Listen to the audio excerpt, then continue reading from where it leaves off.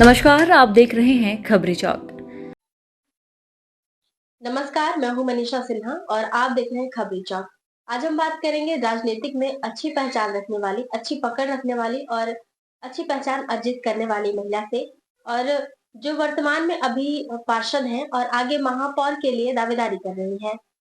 मंजूषा madam जी, आपका हमारे channel में स्वागत है। जी, नमस्कार। मैडम, आपने बहुत सारे कार्य किए हैं। राजनीतिक में आने से पहले मेडिकल फील्ड में थी, लेकिन उसके बाद आप राजनीतिक में रुख कर ली। इसका कुछ वजह या फिर कुछ रहा होगा आपका उद्देश्य? देखिए, आपके चैनल को मैं बताना चाहूँगी कि मैं राजनीतिक में आने से पहले मैं स्वास्थ्य विभाग में थी, हुँ, पर राजनीतिक में आने का एक ही कारण था, जनसेवा। हुँ, क्योंकि शासकीय दायित्व में रह के ना जनसेवा नहीं हो सकता था। आज भी ज़मीनी स्तर पर जब से आई हूँ, जनसेवा करती आ रही हूँ, आप लोग को दिखता होगा। हुँ। जी, जी। जन सेवा के अलावा आपके दिमाग में और कुछ रहा होगा कि आगे लोगों के लिए मतलब ये कार्य करना है जिससे यहाँ के क्षेत्र में बढ़ावा मिले? ज जनसेवा के अलावा यहाँ मैं जैसे महिलाओं को ही लेकर हुँ, कई महिलाएं ऐसे जिनका जैसे मैं शासकीय कर्मचारी रहने के नाते मैं कुछ नहीं कर सकती थी, लेकिन जन सेवा 2004 में जब 2004-5 में चुनाव हुआ, हुँ, तो मैं निर्दलीय कैंडिडेट के रूप में जीत के वार्ड क्रमांक 2 से जीत के आई थी हुँ, और जैसे लगातार अभी भी नगर निगम का नेतृत्व कर रही हूँ। हुँ, तो इस माध्यम से मेरे को जब पीड़ित महिला जो प्रताड़ित रहती हैं, हमेशा किसी न किसी पुरुषों के द्वारा प्रताड़ित रहती हैं और समस्या लेके आती थी, तो उनका कोई समस्या का समाधान नहीं कर पाती थी। इसलिए वो सब शासकीय दायित्व को छोड़ के मैं जनसेवा में जुटी रही और अभी तक जनसेवा करती हूँ। इसीलिए आप निर्दलीय से चुनाव लड़ी। इसीलिए निर्दलीय से चुनाव लड़ी। उस समय क्योंकि भारतीय जनता जनता पार्टी से मुझे टिकट नहीं दिया गया था, तो मैं हुँ। निर्दलीय जीत के नगर निगम में आई थी। आपने महापौर के लिए भी चुनाव लड़ा था और हार गई थी। उसके बावजूद भी आप अपने पैर जमाए रही। मतलब कुछ लोग होते हैं कि चुनाव लड़ने के बाद बुरे रिजल्ट आते हैं तो फिर वो खुद को साइड कर लेते हैं, किनारे कर लेते हैं। लेकिन आप डटी रही, क्या सोच करके और आगे मतलब क्या करना चाह रही?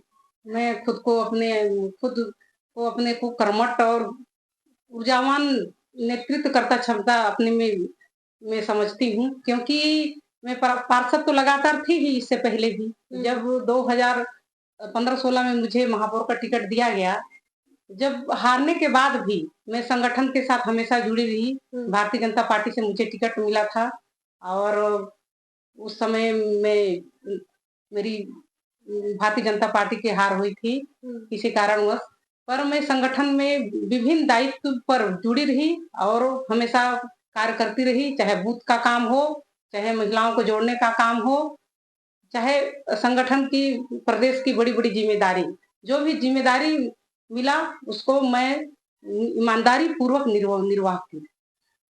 अगर आप जीत कर के आती हैं निगम में, तो क्या करना चाहेंगी? आप मतलब कुछ मंशा रहा होगा कि आपको ये करना है, इस क्षेत्र में ये काम को आगे बढ़ावा देना है। तो आप अगर जीत के आती हैं, तो फिर क्या करेंगी? मैं अभी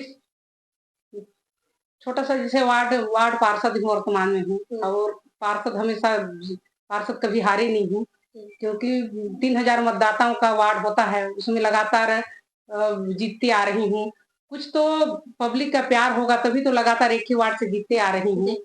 पर मैं पब्लिक का ये प्यार और स्नेह देखकर मुझे लगता है कि नगर निगम में संगठन दोबारा मेरे को अवसर देती है, हुँ, तो मैं शहर की शहर को अपने नजरिया से एक बार मुझे मध्य प्रदेश से इंदौर शहर को देखने को मिला था, हुँ, उसी तरह हमारे शहर नगर निगम को विकसित करने की कोशिश करूंगी और युवाओं के लिए जैसे चौराहे में भीड़ रहता है, हाँ। तो सीसी कैमरा उसके साथ वाईफाई युवाओं को पूछ के अपनी ओर से लगाने की कोशिश करूंगी अगर दोबारा मेरे को अवसर मिला नगर निगम में। और कुछ बड़े कार्य बहुत सारे मतलब ज़मीनी स्तर से कार्य क्या क्या करना चाहेंगी आप? मूलभूत मूल मेन तो शहर की समस्या मूलभूत सुविधा ही रहती है। जी, आज 10 साल कांग्रेस की सरकार रही, जिसमें देखिएगा तो जहाँ-जहाँ जगह-जगह गड्ढे और नाली बज-बजा रहा है, कोई साफ-सफाई नहीं। जी। तो पहला प्राथमिकता तो मूलभूत सुविधाओं की ओर ही रहेगा, क्योंकि मेरा जन सेवा के अलावा दूसरा कोई काम नहीं है और जनता यदि दोबारा अवसर देती है, तो मन से और अच्छा बढ़-चढ़ कर शहर को नया स्वरूप में विकसित करने की कोशिश करूँगी। अ, जितने साल आप पार्षद रही हैं, क्या आपको लगता है कि आपकी जनता आपसे बहुत संतुष्ट है? या फिर आप जो कार्य की है उससे आप कितना संतुष्ट हैं? क्योंकि अभी तक मैं पार्षद चुनाव में ही जीतती आ रही हूँ। अगर अगर यदि मेरे में ऐसा महसूस होता है कि जनता संतुष्ट हो है तभी तो बार-बार मुझे पार्षद जिता देती है। जी। इसलिए मेरे को पूर्ण विश्वास है कि अगर शहर में भी संगठन मौका देती है, हुँ, तो खरा उतरूँगी और जितनी समस्याएँ हैं पब्लिक की, हुँ। उसको मन से काम करूँगी और जनता का सेवा करूँगी। मैं आपके चैनल के माध्यम से ये संदेश देना चाहती हूँ। महापौर चुनाव यदि आप किसी वजह से हार जाती हैं, तो आगे पार्टी में इसी तरह से आप डटी रहेंगी, पार्टी में इस तरह जुड़ कर के आप जनसेवा करना चाहेंगी? ये मेरे लिए नया बात नहीं है, क्योंकि अभी वर्तमान में जब 2015-16 में मुझे महापौर का भारतीय जनता पार्टी के द्वारा टिकट मिला था, हुँ, तो जनता के साथ डटी रही। जो भी संगठन ने मुझे दायित्व दिया, उसको निर्वाह की और आगे भी ऐसा कुछ भी हुआ, तो सबके लिए मैं हमेशा तैयार रहती हूँ और तैयार रहूँगी और मन से काम करूँगी। आज मंजूषा भगत को आपके चैनल के माध्यम से लोग कोई कमी नहीं मिलता है, तो बोलते हैं कि वो अच्छी वक्ता नहीं है, अच्छा नहीं बोल पाती है और एक ही कमी ढूँढते हैं, जबकि मैं मन से जनता की सेवा करना चाहती हूँ। अच्छा एक वक्ता ही होना अच्छी बात थोड़ी है। जी। जनता का सेवा करना और गरीबों का सेवा करना सबसे बड़ी बात है और जो जनता का मूलभूत जो सुविधा है, उसको सबसे पहले दिलाना अच्छा बात होता है, इसलिए मैं मन से काम करूँगी अगर जनता अवसर दिया तो। और अगर ऐसा कुछ होता है, सब में मैं तैयार हूँ। Thank you. आपने इतना अच्छा जवाब दिया और मंजूषा भगत जी से मेरा सवाल आज के लिए बस इतना ही। मुझे दीजिए इजाज़त। धन्यवाद। नमस्कार आप सभी का। मैडम आपका धन्यवाद। नमस्कार।